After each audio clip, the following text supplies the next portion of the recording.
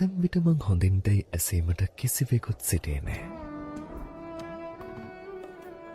නමුත් මා පමණටත් වඩා සිනාසුනා. හිස අතගා සනසන්නට, කඳුළු පිසින්නට කිසිවෙක් සිටියේ නෑ. නමුත් මා තනිව සැනසුනා.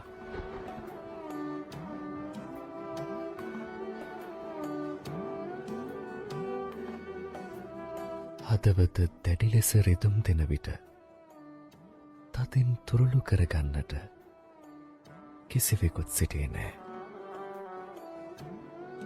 නමුත් මං තනිව රිදුම් පිරිමැද ගත්තා. ඇතැම් විට මා හොඳින් නොවන වග දැන දැනත් තව තවත් සිත් රිදුම් දුන් මිනිසුන් දුටුවා. ඒත් මං දරාගත්තා. ඉතින් ජීවිතේ හිම තමයි.